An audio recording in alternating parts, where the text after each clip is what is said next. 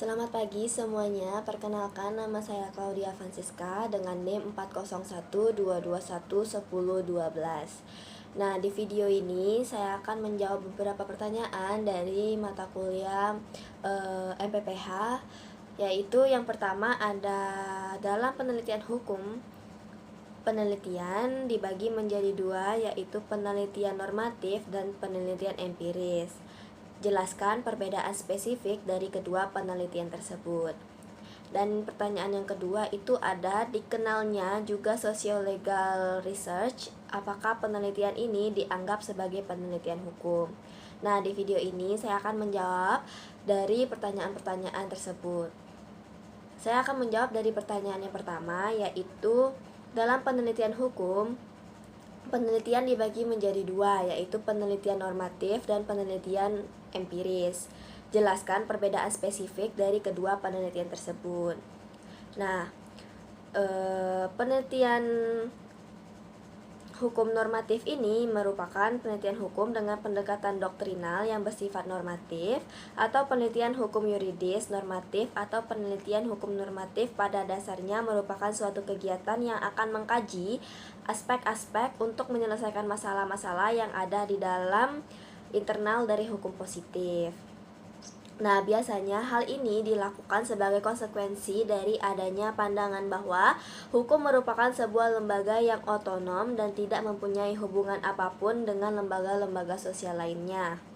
Oleh karena itu, hukum sebagai suatu sistem mempunyai kemampuan untuk hidup, tumbuh, dan berkembang di dalam sistemnya sendiri. Sehingga apabila memang suatu penelitian diakui sebagai salah satu cara yang secara ilmiah itu untuk menyelesaikan masalah-masalah yang ada, maka yang dipandang sebagai masalah dalam penelitian dengan pendekatan ini hanya terbatas pada masalah-masalah yang ada di dalam sistem hukum itu sendiri. Metode penelitian hukum normatif ini menggunakan metode pendekatan yuridis normatif, yang dimana pendekatan yuridis normatif ini adalah suatu pendekatan yang mengacu pada hukum dan peraturan perundang-undangan yang berlaku.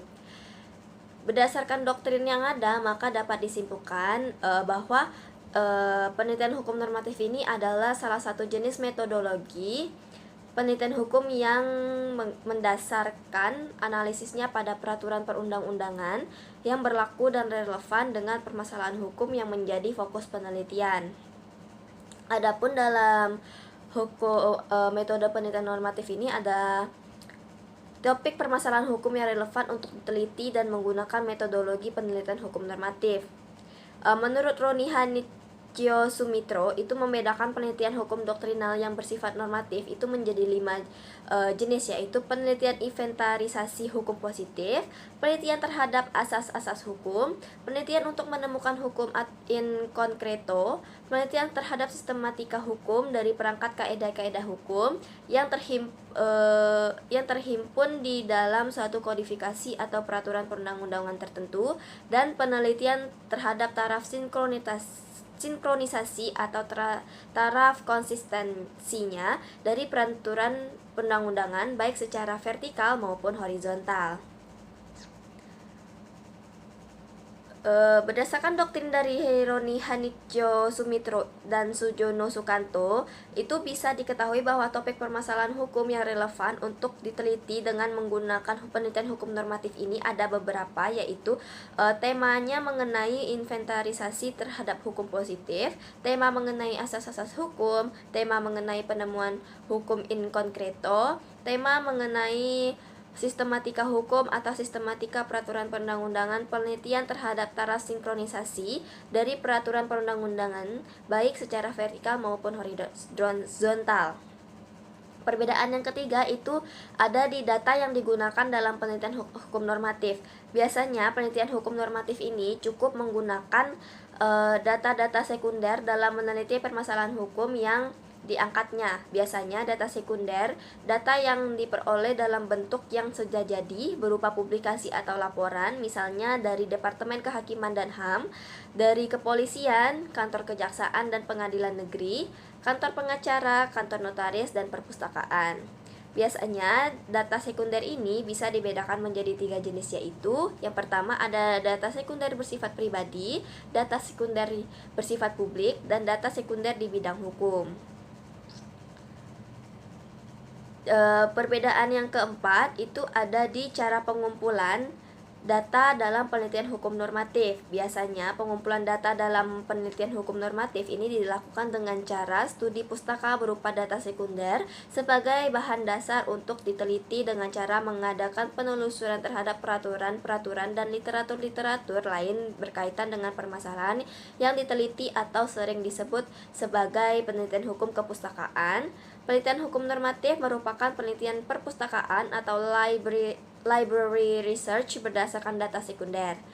Perbedaan yang kelima itu ada di landasan analisis dalam penelitian hukum normatif. Biasanya penelitian hukum normatif ini menggunakan landasan analisis yaitu norma hukum positif, jurisprudensi atau keputusan pengadilan yang sudah mempunyai kekuatan hukum tetap, dan doktrin atau pendapat sarjana. Ketiga dasar ini mempunyai urutan secara hierarkis, maksudnya untuk mencari apa yang dijadikan sebagai dasar menganalisis. Maka pertama-tama haruslah dicari terlebih dahulu norma hukum positifnya, lalu baru dicari bagaimana jurisprudensi yang terkait dengan itu. Dan pada tahap akhir barulah dicari bagaimana doktrin yang terkait dengan masalah tersebut dipergunakan. Ketiga hak tersebut sebagai dasar merupakan konsekuensi dari dipergunakannya optik yang preskriptif dan adanya pandangan bahwa hukum merupakan sebuah lembaga yang otonom. Yang keenam itu ada logika berpikir yang digunakan dalam penelitian hukum normatif, yang dimana ini demi mencapai suatu kesimpulan, maka logika yang digunakan dalam penelitian ini adalah logika berpikir deduktif dengan perincian sebagai berikut: norma, jurisprudensi, dan doktrin. Ditempatkan sebagai premis mayor, data sekunder, dan pada taraf tertentu juga data primer yang terkumpul dan telah diolah ditempatkan sebagai premis minor. Konklusi akan diperoleh dengan cara mendiskusikan data sekunder atau premis minor dengan norma, jurisprudensi, dan doktrin, sehingga pada tahap akhirnya peneliti dapat mengambil suatu keputusan. Yang terakhir itu ada tujuan penelitian dan penelitian hukum normatif, di mana penelitian hukum normatif ini bertujuan agar peneliti dapat menyelesaikan masalah atau kasus yang ada dan atau membuat suatu keputusan dengan mendasarkan pada hukum positif yang ada. Jadi pada kegiatan penelitian di sini itu menjadi relatif sama dengan pekerjaan yang dilakukan oleh seorang hakim ketika dihadapkan pada satu kasus yang harus diselesaikan atau dibuat keputusannya. Nah, untuk di penelitian hukum empiris itu metode penelitian hukum empiris atau metode penelitian yuridis empiris ini merupakan metode penelitian hukum yang mengkaji ketentuan hukum yang berlaku serta apa yang terjadi di dalam kenyataan di masyarakat, atau penelitian yang dilakukan terhadap keadaan sebenarnya yang terjadi di masyarakat dengan maksud menemukan fakta-fakta yang dijadikan data penelitian yang kemudian data tersebut dianalisis untuk mengidentifikasi masalah yang pada akhirnya menuju pada penyelesaian masalah. Hukum empiris ini adalah suatu metode penelitian hukum yang menggunakan fakta-fakta empiris yang diambil dari perilaku manusia, baik perilaku verbal yang didapat dari wawancara maupun perilaku nyata yang dilakukan melalui pengamatan langsung. Nah, topik permasalahan hukum yang relevan untuk diteliti dalam menggunakan metodologi penelitian hukum empiris ini merupakan topik-topik atau tema yang relevan untuk diteliti menggunakan metode penelitian hukum empiris adalah penelitian terhadap identifikasi hukum dan penelitian terhadap efektivitas hukum, di mana penelitian hukum ini difokuskan pada menguji kepatuhan masyarakat terhadap suatu norma hukum dengan tujuan mengukur efektif dan tidak suatu pengaturan atau menteri hukum yang berlaku. Biasanya topik-topik inilah yang bisa diteliti dengan menggunakan metode penelitian empiris. Terus ada data yang digunakan dalam penelitian hukum empiris ini biasanya menggunakan data primer atau data sekunder, yang dimana data primer ini data yang diperoleh secara langsung dari lapangan berdasarkan dari responden dan narasumber. Pengumpulan data di lapangan dilakukan oleh peneliti dengan cara wawancara. Untuk data sekunder sendiri yang digunakan dalam penelitian hukum empiris sama dengan data sekunder yang digunakan dengan penelitian hukum normatif. Yang selanjutnya itu ada cara pengumpulan data dan penelitian hukum empiris, itu ada dilakukan dengan cara survei.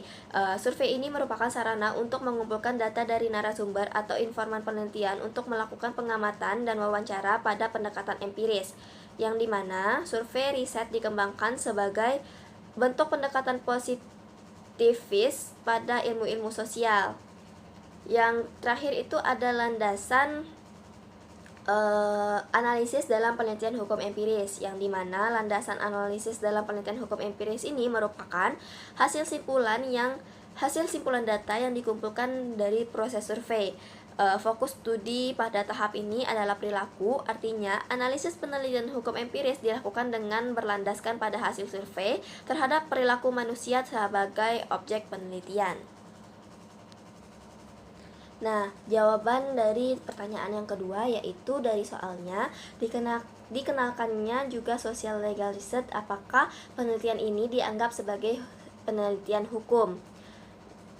Di sini jawaban saya yaitu pengaruh ilmu sosial terhadap disiplin hukum adalah kalimat kunci yang sesuai sebagai pembuka pembicara mengenai jenis penelitian satu ini, yaitu penelitian hukum empiris.